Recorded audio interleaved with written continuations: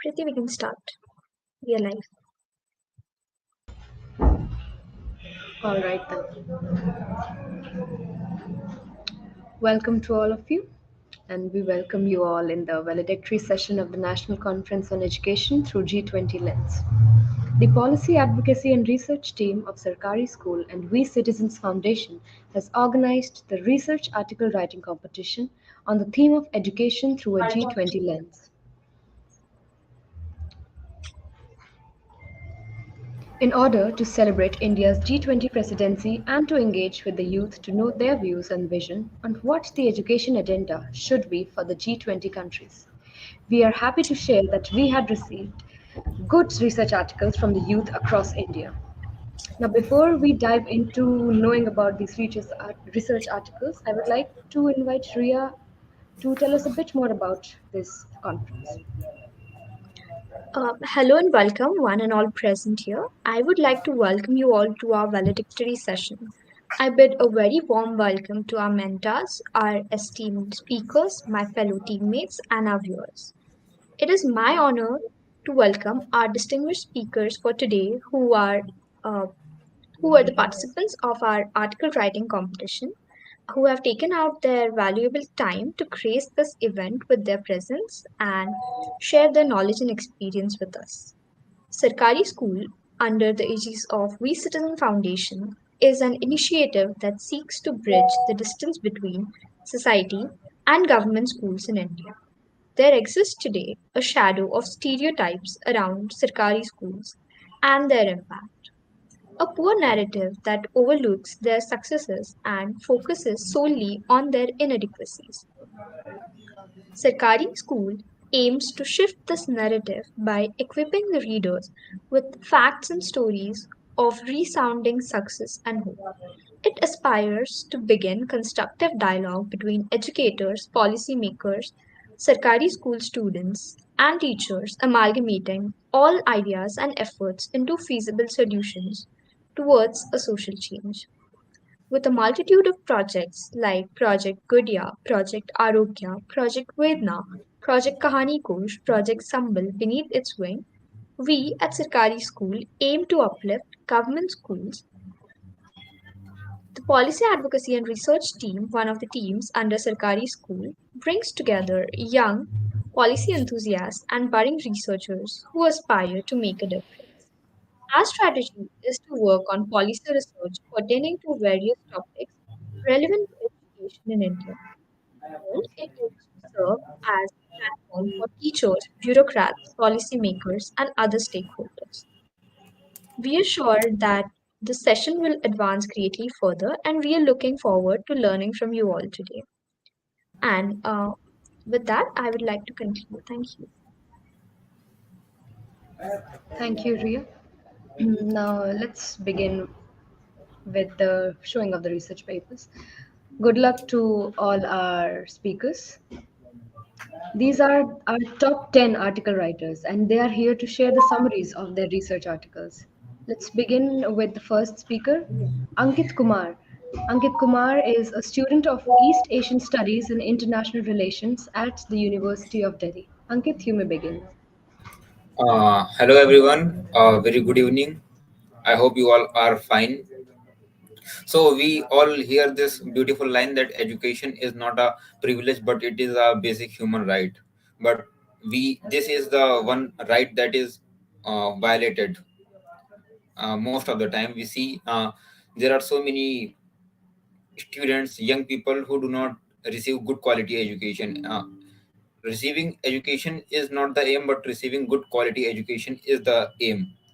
Education is the foundation of any society as it equips individuals with the necessary skills and knowledge to participate in the development and growth of the society, of any society, any country. We can take for example, the education sector faces numerous challenges that hinder in the progress and efficiency. These challenges particularly are very significant in developing countries like many Asian countries, India, where the lack of resources and infrastructure impedes the development of the education sector.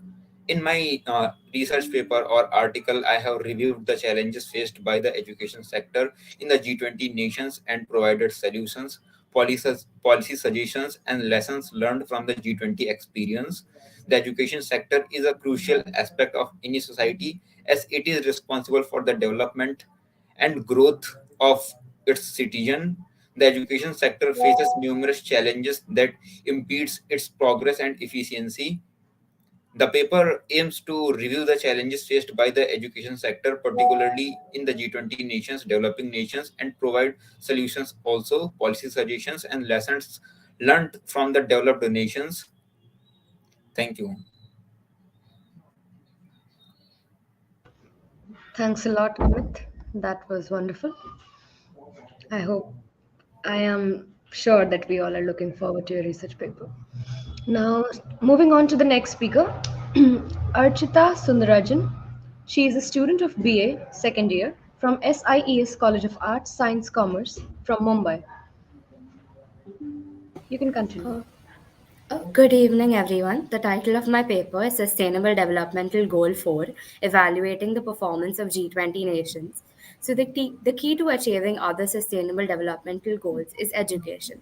People can escape the cycle of poverty when they have access to high quality education.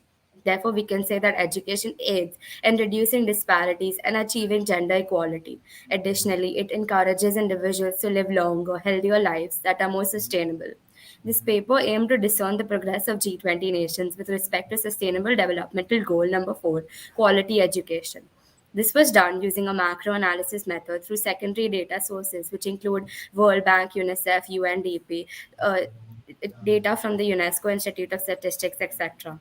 While the average number of years spent in education and in secondary and tertiary education has increased drastically and is today far higher than it was a century ago, and during my research, I found that the UNESCO Institute of Statistics and the GEM report estimated that 244 million children and youth between the ages of 6 and 18 worldwide were out of school in 2021, of which 118.5 million were girls and 125.5 million were boys. A study even found that children who are in school are not achieving the minimum proficiency, which raises questions and concerns about the quality of education being provided across the world. Now, I'll mention some of the countries which have administered different policies and initiatives from my paper. It is as follows. In China, the Academy of South-South Cooperation and Development was established, which started global enrollment in 2016 and provided developing countries with opportunities for doctor's degree and master's degree education training. The government of Canada also began working with provinces and territories to create more opportunities for young people by making post-secondary education more affordable. Japan unveiled its expanded SDGs Action Plan 2019, in which it pledged to support access to high quality education for children and young people in developing nations by fostering innovation as part of its plan to provide educational support to 9 million people over the course of 3 years. Some suggestions I mentioned in my paper included how, from one of UNESCO's reports, it mentioned the importance of implementing a global action plan for education similar to the one in the health sector. It also mentioned how the government can finance household surveys and other efforts which analyze national curriculums and textbooks. A report by G20 Insights brought about how it's necessary for creation of task force and forums which focus on monitoring the progress being made by governments to take place. Public spending on education needs to increase for implementation of all SDGs and human rights. While initiatives are being proposed and implemented, it is imperative that they should be done faster and more efficiently so that it can be achieved by the 2030 targeted time frame. From my results, I found that education helps improve not only the economy but also provides people from weaker socioeconomic classes access to better opportunities. Thus, I'd like to conclude by saying that it is of utmost importance that G20 nations use their power and resources to further prioritize education, SDG 4 targets and goals, as other sustainable developmental goals to depend on it. Thank you. Thank you, Archita. You raised some good points and suggested good methods. Now let's move on. Our third speaker is Adrita Datta. She is a second year undergraduate student studying at Department of Political Science at Indraprasth College for Women at the University of Delhi. Adrita, you may take the mic. Good afternoon, everyone. I'm here to present a few points from my article, A Gendered Perspective of Education in G20 Countries. So, in my article, I have highlighted how it is necessary now to make a paradigm shift from education as a production of knowledge to a field of interdisciplinary research. So, I have focused on India specifically and other G20 countries which have acted as a trendsetter in achieving the Sustainable Developmental Goal 5, and how now it is the need of the hour to ensure that education plays a more transformative role. That is, now we need to provide quality in education for quality education. And apart from that, there are certain problems arising in the inclusiveness of education. Like earlier, it was only the gender divide, the gender gaps, but now there is also the digital divide. Now the education impacts and is also impacted by other factors like good governance needs to be ensured for a better educational setup in any country. Moreover, the divisive politics, it embroils education into its folds, and as a result of which the public policies which are meant for as to act as a wheel for change, to bring some changes in the humanity, but then it gets embroiled into the politics and it becomes more majoritarian tendencies to and sidelines the minorities problems and focuses mostly in the establishing the dominance of the majority.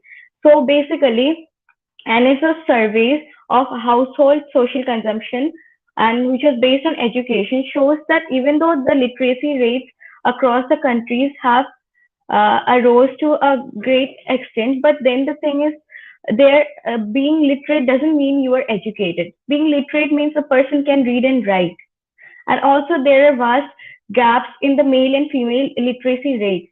And plus, focusing on the digital divide, it is seen that in India, in rural areas, only 2% of women have access to smartphones.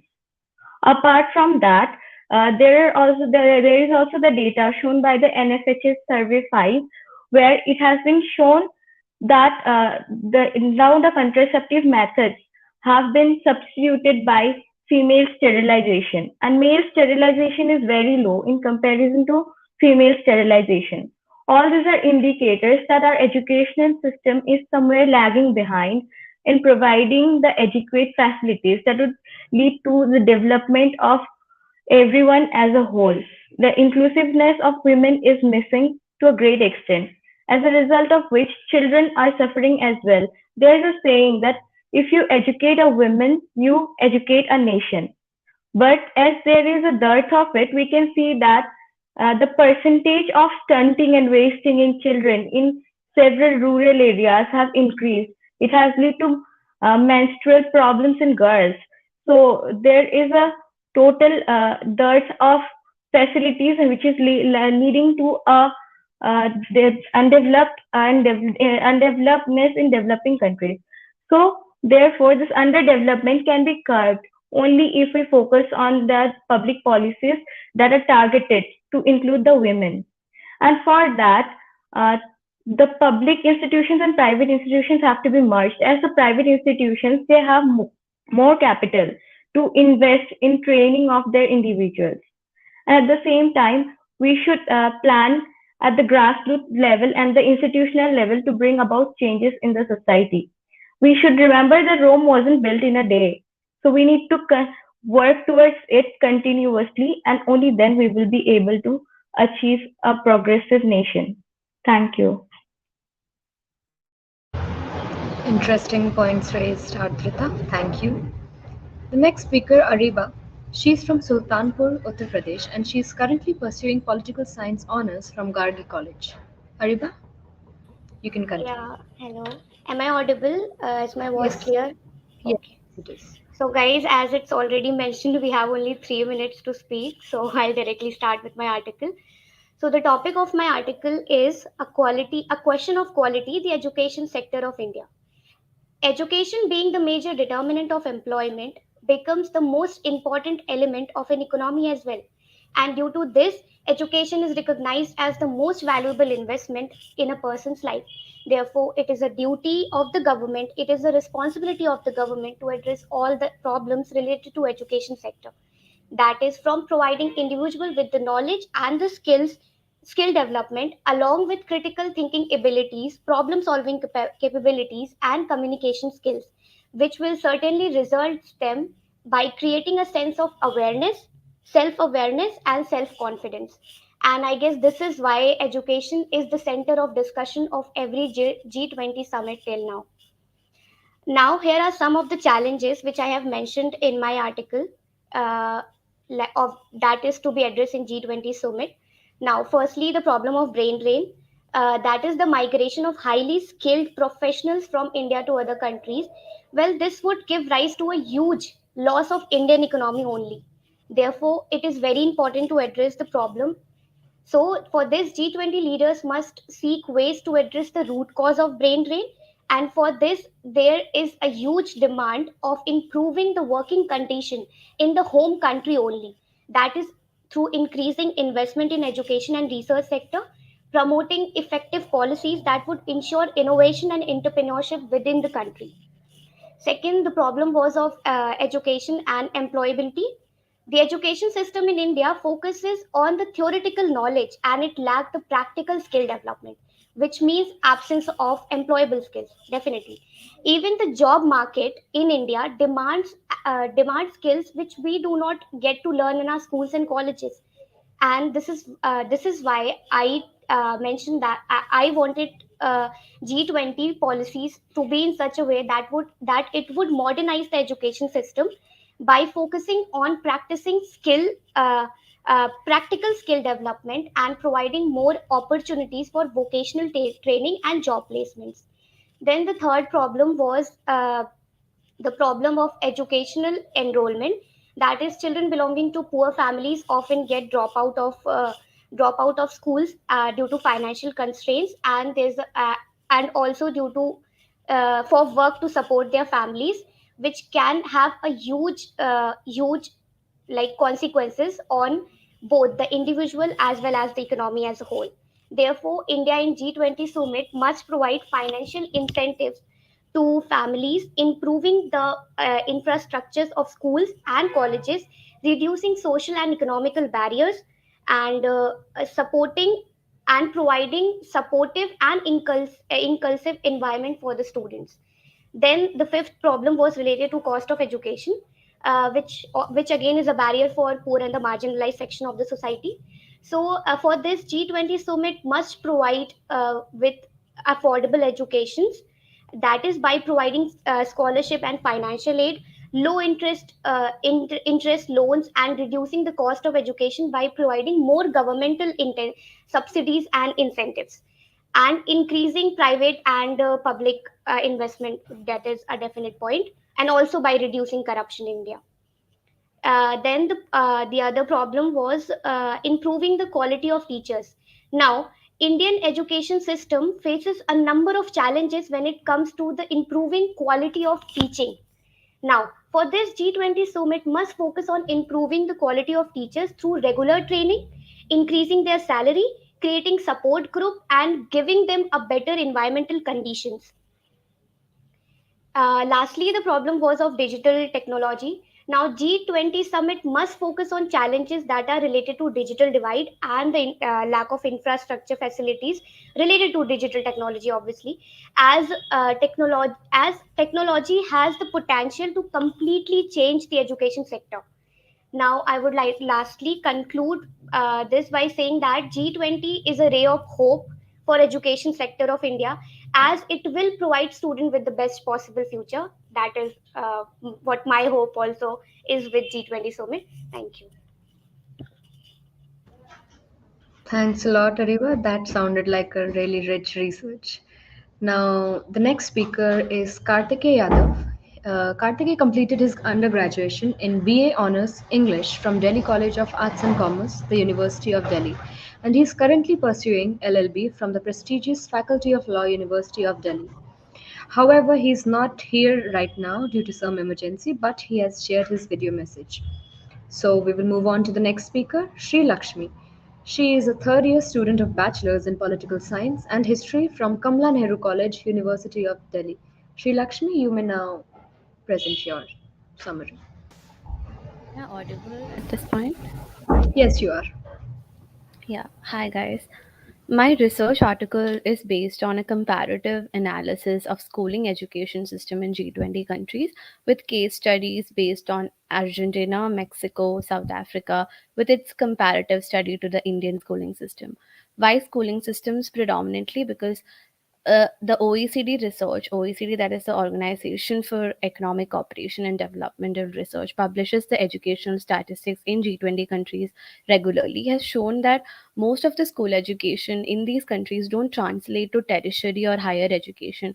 So this study kind of explores the kind of schooling systems in these countries and what are the structural reasons that lead to this translation to a higher studies don't happen in most of these countries, with all of these countries facing structural problems of economic inequalities and digital divide, there are other structural reasons of federal education systems not working on these countries, which is a similar pattern that I have observed across all these countries with research, right?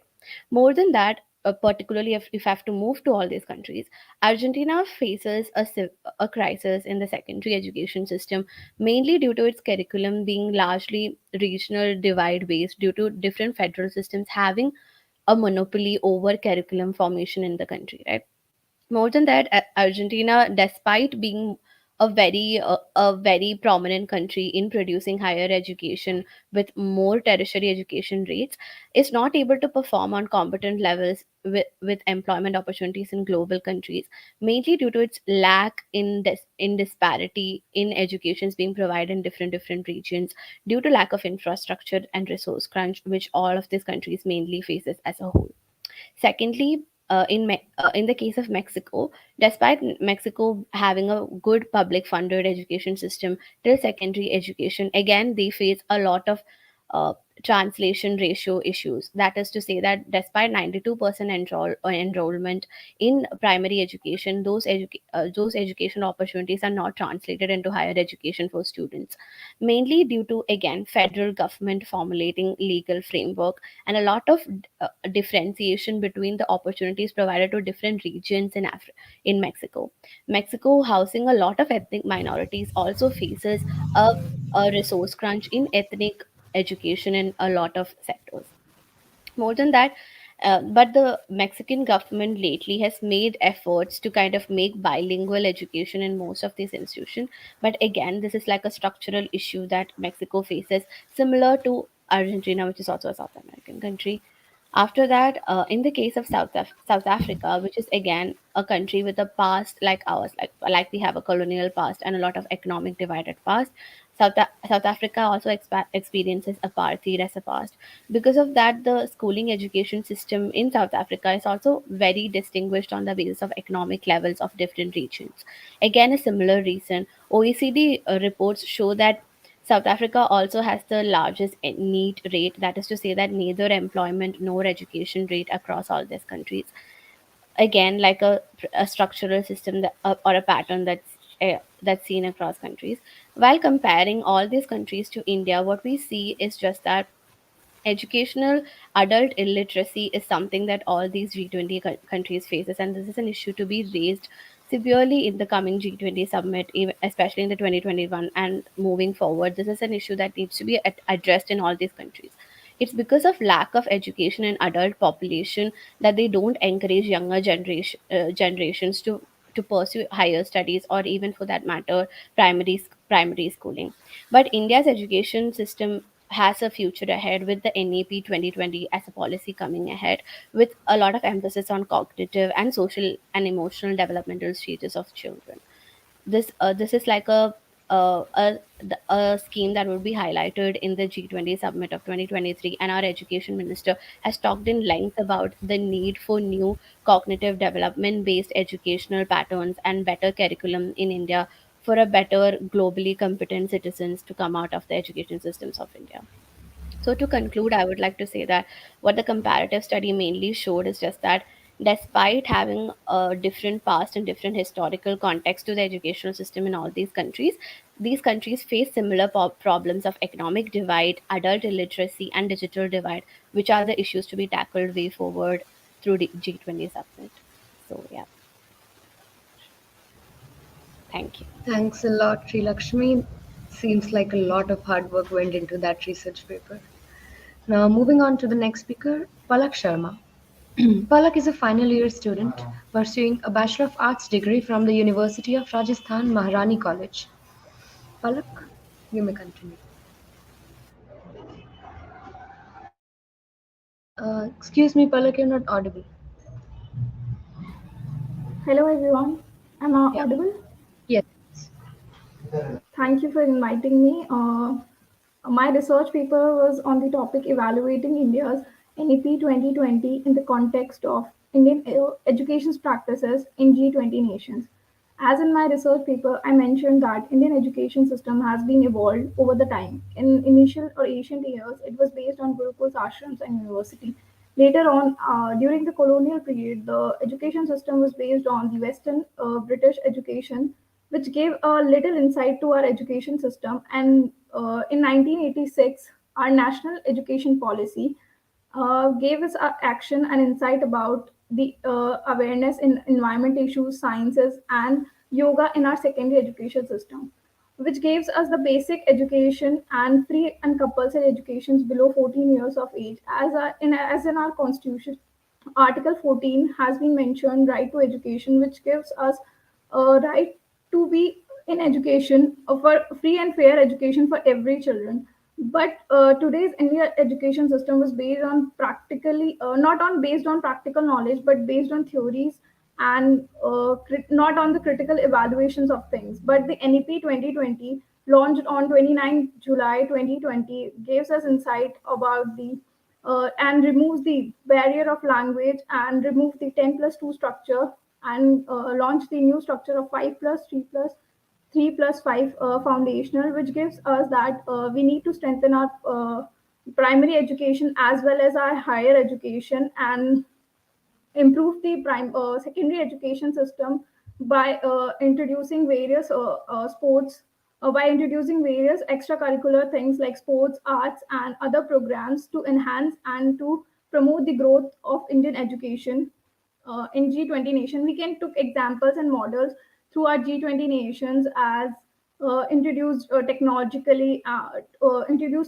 invention like coding and all in our education system, because this is the new era of living where every student needs to understand the technological basis. There were many students who has been passed out, but they didn't have basic knowledge about technology in that era of technological advancement. And everywhere when we see people using different sort of technology to improvise their vocabulary or to improvise anything around the world, they and after COVID we see that everything was on internet, but still the accessibility of internet is not to everyone, because there is that digital divide thing among us. And about the knowledge, that we can say that the basic knowledge, technological knowledge, is not there in the people.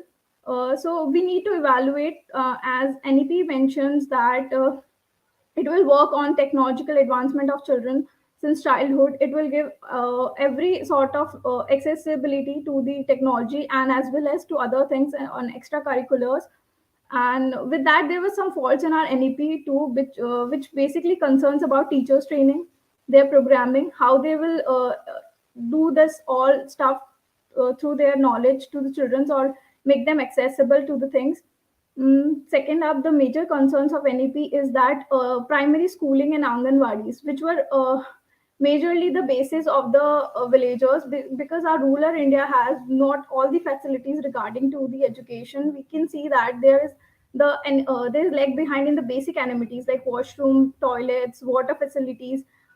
There were many schemes has been launched by government to improvise their facilities, but still they lag behind. And as we can see, NEP is still not even proposed any sort of themes or schemes which can promote their basic amenities. So one such concern about NEP is that.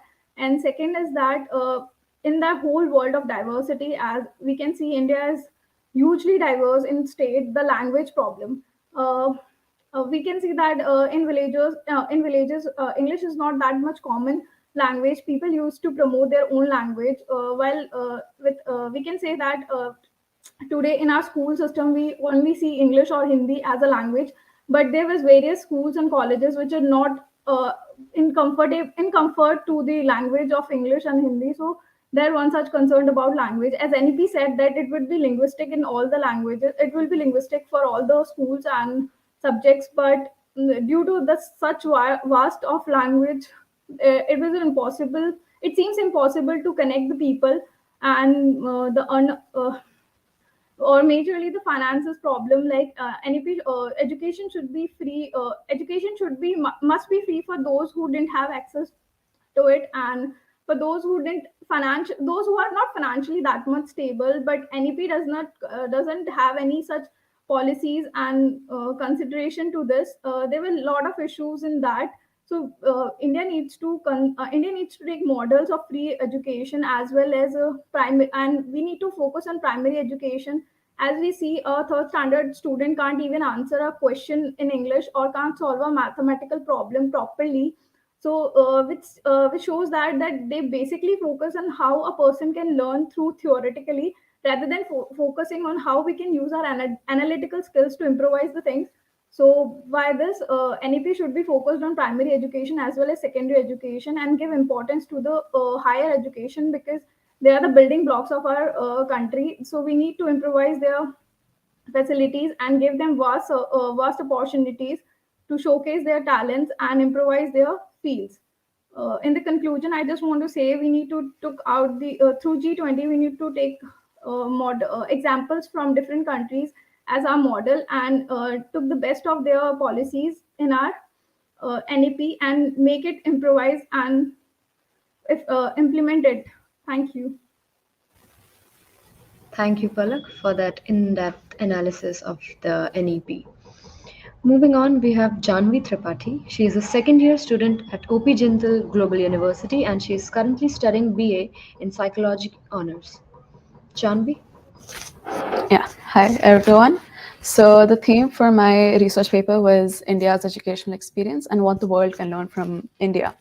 So in my paper, what I basically talk about are the different eras of education in India, starting from the Gurukul system, in which there was a very sacred relationship between the gurus and the students, or also known as shishyas. And the very important thing about this form of education was that the students' physical, moral, and spiritual needs were fulfilled during their time at the Gurukul.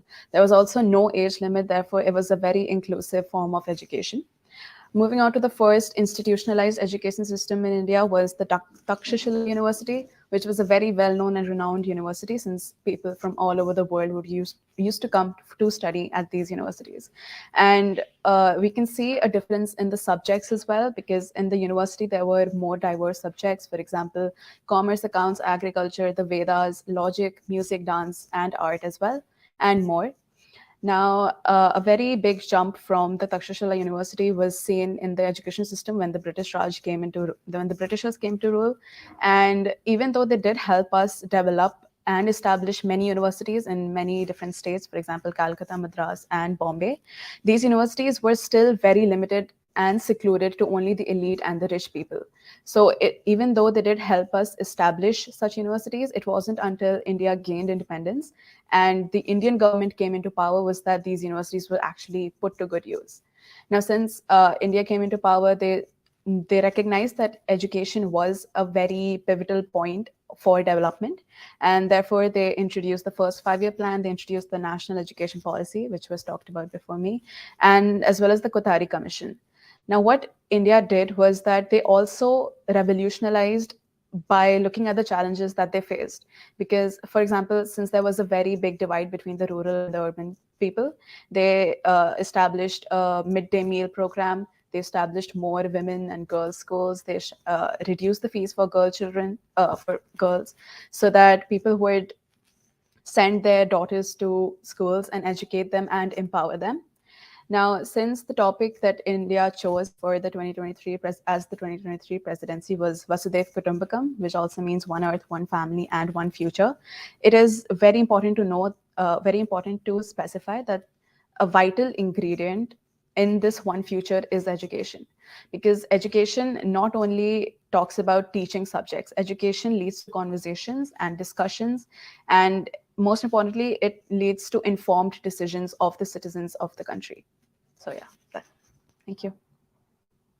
Thank you, Janvi. That was a holistic research covering almost all important timestamps, I believe. Moving on, we have Parth Kumar. He is pursuing BTech Petroleum Engineering from Pandit Deen Dayal Energy University. Do we have Parth here? Parth, hello, are you in the meeting? I guess he's not here right now. We'll come back to him later. So let's go on to the next speaker, Prasang Paul, a final year undergraduate student pursuing international relations from Jadavpur University of Kolkata. Hello, am I audible? Yes, you are. Also, it's Prasangana. I'm so sorry, Prasangna Paul. Thank you. Okay, so the battle of G20 presidency lies with India this time. Vasudeva Kutumbakam resonates with India's rostrum of democracy and determining pragmatic objectives for the well being of all. Through this article, I evaluated India's NEP 2020 in the context of education from G20 countries. According to World Bank President David Malpass, debt sustainability, education, and climate are three potential for India when it takes the G20 presidency. Developing countries are in a huge distress, with over 70% population not even able to read the basics. With the onset of pandemic, the large disparity between learners' access to digital gadgets and education was visualized. India can take advantage of the G20 presidency to establish strong educational partnership networks, scholarly exchange, curriculum sharing, and academic collaboration. The current education system has undergone several reforms. The focus is mainly on a quantitative outcome rather than actual learning, that is, qualitative outcome. And because of this, Indian education system does suffer a lot. So, uh, there exist previous solutions and ideas like project management units that have partnership with Niti Aayog, MHRD, private knowledge bodies, rationalization of schools, that is merging of schools with poor pupil ratio with good infrastructure through team allocation, inspection, and monitoring. Our goals and objectives are to reform the education system and make it transformative, aspirational, and more qualitative driven, consolidate schools and create better efficient schools with good facilities, increase engagement with student, teacher, and community. The innovation that we have are different, like usage of customized action oriented programs, usage of management information system for governance, national and steering group, and central project monitoring unit at the national level, and state project monitoring unit at the state level. There are challenges and mitigating strategy, but also expected results and outcome metrics. I would like to conclude by mentioning about the use of a data driven, technology based approach and customized roadmaps, goals, and expected outcome, preventive measures to tackle the grassroots problems, intervention measures which addresses emerging difficulties experienced by students, and improve in the qualitative education and strategic support. Thank you. Thanks a lot, Prasangana. Now, with this, we come to the most awaited part of the conference, the announcement of the winner of the research article writing competition. And it is my pleasure to inform you all that we don't just have one winner, we have two winners. Ankit Sharma from the University of Delhi, and Archita Sundarajan from SIES College of Arts, Science and Commerce, Mumbai University, are the joint winners of this competition. A very warm congratulations to both our winners. Thank you. Thank you so much. And at the end, I would like to say that all of us present here, all of the speakers here, are winners because all of you have won the prize of curiosity and the fire that is needed to satiate that curiosity. All the best to all of you for your future endeavors. I'm sure that your hard work will take you far. With this, I would like to conclude today's session and today's conference. I hope you all enjoyed. Thank you. Have a good day.